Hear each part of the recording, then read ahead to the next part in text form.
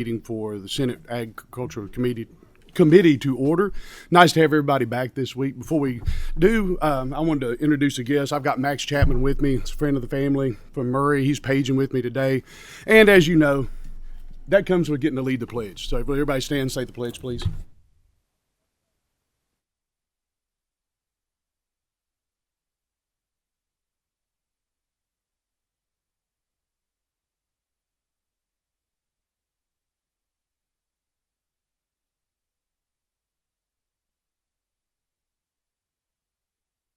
Thank you. Madam Secretary, please call the roll. Senator Carpenter, Senator Deneen, here. Senator Funky Fromeyer, Senator Nunn, here. Senator Reed, here. Senator Richardson, Senator Webb, Senator Wilson, here. Senator Yates, Senator Boswell, here. And Chairman Howe. Here. We have a quorum. Thank you. A couple of house cleaning measures here. First of all, I believe that there was a handout going on that is improper and out of order. And just to remind everyone that comes in, if you want to have materials distributed, they have to be distributed with advice and approval of the chair. Anyone that was received any materials for this before this meeting feel free to disregard them. They will not be made part of the official record or the packet. We are back here to finish this up. I'm glad we are. Thanks for everybody for manipulating your schedules and everything. We're trying a different type of committee meeting process and procedure and trimming down the time on some of the committees. And like anything else, when you try something the first time, there's some kinks that we got to work through. So coming back at 8:30 on a Thursday is one of the work throughs on this. But I appreciate everybody's effort in doing this and coming back in. We need to go back in a matter of procedure. Before I do, does anybody have any guests in the crowd they want to introduce other than me? There was a committee sub for this bill. We need to go ahead and reintroduce the committee sub and have it approved. Do I have a motion? There's a motion and a second by Senator Webb and Senator Yates. All in favor, please signify by saying aye. All opposed, nay. All right, here's how we're going to handle this. We had testimony last time. We have some people signed up to vote, to speak. We're not going to do that this morning. We've talked all issues on this. I want to start off with where and why we stopped by having members that have questions. I know, and thanks to everybody that involved on both sides, all sides, whatever it is, however many sides this thing has, that stuck around after the meeting Tuesday and talked through things. I think that's a good way to handle everything. But I want to go back. I apologize. I had some follow-up questions, too, from Tuesday. I believe we left off with Senator Reed. You have the floor. If you still have questions or anything, please feel free. You got the floor. Thank you, Mr. Chairman. I do have a question, and it's basically what type of testing will be used to earn the Kentucky seal of approval, if you will, for the folks that we're bringing into the fold here as far as approved by the state of Kentucky. And I think our non-veterinarian dental practitioner answered that the other day. The International Association model that's utilized with the testing or any other accredited. And the board is here to talk about that if need be, and it would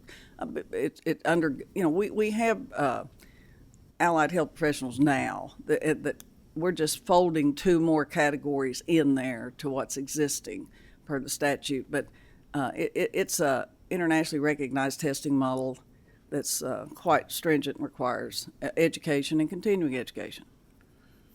Also, is there a time? I think you might have this in the bill. Remind me, is there a timeline for this to happen? For the folks to come? I believe I heard 18 months. 18 months. Okay. And most of and that's just kind of a life happens grandfathering in of people that have been doing this sometimes 7 generations. I mean, of individuals that are out there doing it now and have been doing it, and to allow them time to get their personal affairs. Some of them have other jobs, to accommodate schedules and life happens issues, whether it's treatment or sickness, illness, caretaking, whatever it would be. We felt that was a a pretty reasonable window to weed out those individuals who don't want to, because they've been doing it for years. Thank you. Thank you, Mr. Chairman. Is there anybody, Senator Deneen? You were next on the list on Tuesday. Yeah. Thank you, Mr. Chairman. Can you expand on the grandfather clause and why we're going back 5 years specifically for that? I believe you've addressed a concern about testing, and I do have my concerns there. Along with that question, I think there's a twofold issue here. Are we opening a can of worms here, where our veterinary practices are going to be inundated with specific laypersons, not only just for horse, dental care for horses, but does this set a precedent, in your opinion, that would open up them to treat, say, specifically other certain animals, and we're going to fold those in too, continuing to chip away at what a licensed veterinarian is trained to do? Nobody appreciates veterinarians more than I do. I've worked for veterinarians. I utilize veterinarians. I represent veterinarians in my law practice. And I don't think this does that at all. This is, if you want to, I categorize it sometimes as an animal husbandry practice, because owners can do it at home, okay? And most of the people who do this that I've dealt with in my 50-some years owning horses, do it very responsibly and have a veterinarian that they work with. Actually, veterinarians in rural Kentucky have issues with, we don't have enough of them, number one. Number two, a lot of the veterinarians that I've talked to outside of the golden triangle of horsedom don't have time to do it. They don't want to do it. They rely on individuals such as Mr. Talip and others that were here the other day to provide that service, knowing full well if there's a complication or something remarkable about that animal, they will call the veterinarian and work with them. That's been going on for hundred years, and it's going on now. And what we're trying to do is provide a structure. So an individual, when we talked about getting insurance, having training, continuing education, make a registry, so to speak, so you can weed out any bad actor that's there, just like the structure weeding out a bad veterinarian or bad lawyer or bad doctor. So that's what we're trying to do. There's the grievance process, disciplinary process.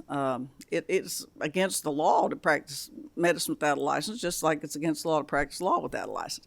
So we're trying to provide a structure.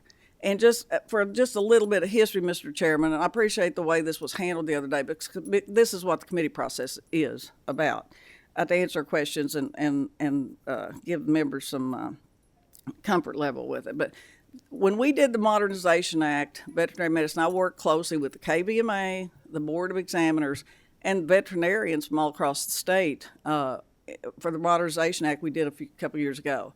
This was an issue that was talked about, but we didn't, we set it aside, if you will. Chairman Cook in the House, who's in the horse business and runs a horse farm, he and I thought it was best to set this issue aside and work on it for the last couple of years and have open work groups, which we have done. And the individuals in those work groups, there were surveys sent out by Mr. Talip and his group that practice non-veterinary dental application. There were surveys sent out to veterinarians regarding this issue. We had stakeholders at the meeting. We had a lot of meetings, had a lot of feedback back and forth. We had several drafts. My real notebook with drafts is about this high. I brought the committee substitute. But, to try to get a good product, to provide access and affordability to horse owners throughout the Commonwealth, and to provide a level of care. If you restrict it too much, people, and make it too expensive, there's going to be horses suffer because people either can't afford it or they're not going to call a veterinarian. And the veterinarians that I talk to up home are like, they can't afford us to come to the farm for the 4-H horse or the saddle club horse or the yard ornament that somebody's keeping until they die. So that's the feedback that we got. So what we did, we took all that information from surveys throughout the Commonwealth from these different stakeholders, and this is the product that we came up with. And the chairman in the House, he kind of deferred to me because I'd worked a lot on the modernization bill, and we worked closely together on that. And he's anxious to get the bill in the House, and this is this is a product of a lot of work from a lot of individuals. Everybody may not be happy with it. I recall, for those of you that might have been here back when the ophthalmologists and optometrists, Senator Wilson probably remembers that, when they were at odds with each other. But it worked out. Nobody died. It all worked out. The ophthalmologists were protected. The optometrists were, because you have good working relationships, and they depend on each other now. So to answer your question, this does not, I would never impugn the veterinarian's practice or open it up to endanger the welfare of animals. We already have vet techs and others that are named in the main legislation that we're amending. So that structure is already in place. And, there's talk about elevating those individuals similar to what we utilize in humans, whether the practice of a doctor with APRNs or PAs or whatever. Yesterday, PAs were here. So we've elevated those individuals to practice on humans. And so I don't see that at all. I would never be part of that. And I would really never go against the KVMA on issues that affect animal welfare, access, and affordability. Just follow up, Mr. Chairman. Sure. Just to circle back on the first part of my question, the grandfather clause. Can you explain that a little bit more in detail for us? Well, like I said, people have been doing this for 1,000 years, hundreds of years, and as an animal husbandry practice. So we gave a window, like we've done in other professions and occupations and other, the grandfather those people in that may need time to accommodate the certification training schedule or the school or whatever it is. And we've done that, for years across the board with others. These folks have been doing it. I practiced equine law for 36 years all over the state, from Christian County to Pike County, and nobody's ever called me and said, I want to sue the guy that floated my horse's teeth. Now, I'm not saying bad things haven't happened, but or could happen, but these people have been doing it, and they will probably, there'll be some continue to do it, but with this, there's a mechanism to identify and a structure for discipline. But I felt like that was just a good thing to do, to allow those individuals that are for access and affordability. If you live in East Kentucky or far West Kentucky and you've got a shortage of veterinarians, you rely on these folks to provide care for your horses. Thank you. I want to touch on the grandfather. Before I do, anyone else have any questions? I want to touch on the grandfather part of that a little bit. You and I both can remember practicing law with judges, especially, but even some attorneys that never went to law school, but they practiced through, but they still had to be pulled in to our ethical canons and our code of conduct and everything else, and that kind of weeded out if somebody really didn't know what they were doing. And that worked. This seems to work kind of like that did too. Is that correct? Yeah, and in some states, people are judges that aren't lawyers. I've got a friend doing it now in South Carolina, but I just, this is an accommodation for those individuals who have been doing it, who have been doing it well, and to allow them, like I said, a life happens instance. A lot of them have second jobs and may have to take vacation days or get to get this stuff done, just to get legitimized. And I want legitimacy. We want to legitimize those people out there practicing. So they've got remedy, like Senator Yates talked about, in case there is a mess up with insurance, and the board, the KVMA examiners, have a structure to identify and discipline those folks. Thank you. I had a judge like that too down in Tennessee on a case, and he taught me a lot more about civil procedure than my law school professor did, unfortunately. Last question from Senator Funky Fromeyer. Senator Webb, thank you. I'm looking at the committee sub, and I am struggling to find the detail around the grandfathering. I've received several calls and kind of follow up, and I'm still struggling to see the details. One person suggested that there was 2 veterinarians required to sign off on a potential licensee, but I don't see where it is actually. And I respect the Kentucky Gold Seal that we're working on with this licensee process. I'm just not. Is, what, if that's page, what page are you on, Senator?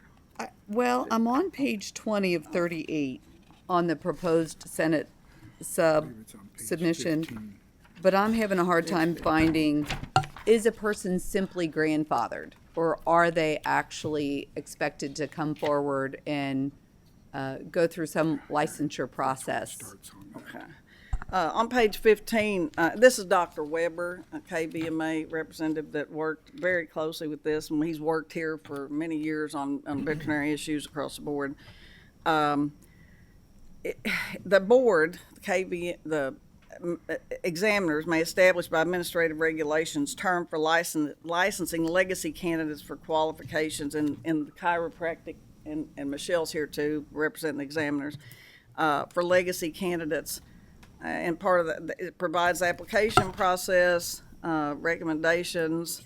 There is a history check to ensure that they have qualifications and have been practicing for the period of time. Let me stop you for a second. Page Will you 16, introduce yourself for Senator? the record, Sorry. please, so we got everything cleaned up. Yeah. I know it feels like we were just here doing this under a prior introduction, but we get to do it all over again. Sure thing, Senator Howe. My name is Michelle Shane, Executive Director for the Board of Veterinary Examiners. And so there is a... Yes. I'm Jim Weber.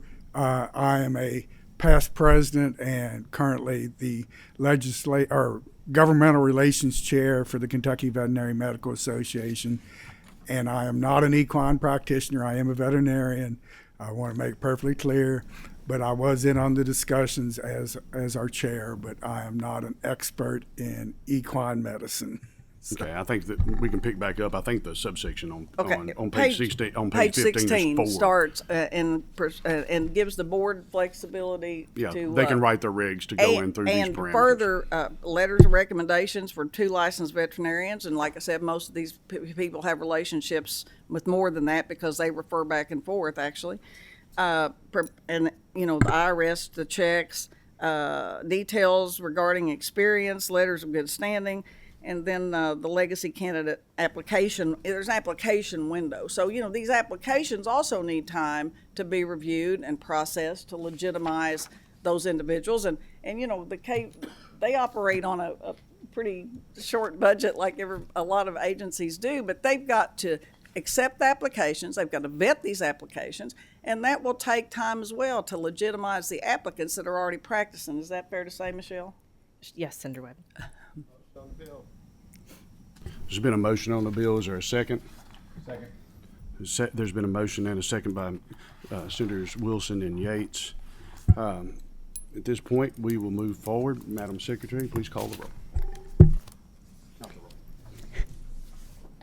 Senator Boswell.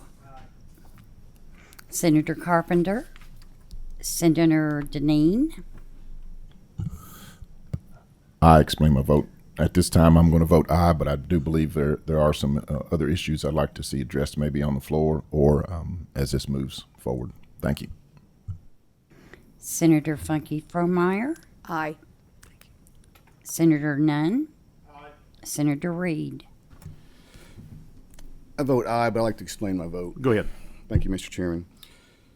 With all due respect to doctors like Jack Easley, who's here today from my county, Shelby County, these doctors, they set the bar of excellence in the United States, making Kentucky a benchmark of equine dentistry. There's no doubt. This vote will allow my colleagues to have an opportunity to vote the will of the Commonwealth. So that's why I'm leaning towards voting. Well, I'm voting yes today. But as a defender of freedom and liberty, to me, this kind of comes along that line where I can't sit up here and deny a farmer or a rancher the opportunity to decide for themselves, and and as long as they have all the information at hand. I can say that I will be calling my doctor that I've been using for years on my farm. He's worked on my horses, and I'm sure he'll be there. But Thank you, Mr. Chairman. Senator Richardson. Senator Webb. I want to explain my vote. I want to thank this committee for their diligence on the issue. Like I said, I want to thank the chairman. This is the way committee process should work, and I appreciate y'all getting up early for it, and I vote aye. Senator Wilson. Senator Yates. And Chairman Howe. Aye. Passes. Passes unanimously. I do want to, just as a point of order, thank everybody that's been involved. This has been a process that's gone through for a couple of years now, and there's a lot of extra work. Lawyers and veterinarians are the same in the sense that the only way we have to really make money is through our time, and the time that y'all spent on this was time that you weren't spending making a living for yourselves and your family, and it's a tough double line to walk. And I would encourage anybody who wants to be in the process, especially if you're in a profession, you're going to know that this stuff's going on, to engage early and not wait to the absolute last 11th hour and 59th minute to engage in this, and your input will go a lot farther, and you'll have more of an impact. I think we have a problem with not having enough people engaged in the process rather than having too many, but we need to engage that in a time when it could be more beneficial and your opinions and everything can be heard. With that, we have no further business before the court. Do I have a motion to adjourn? We are adjourned.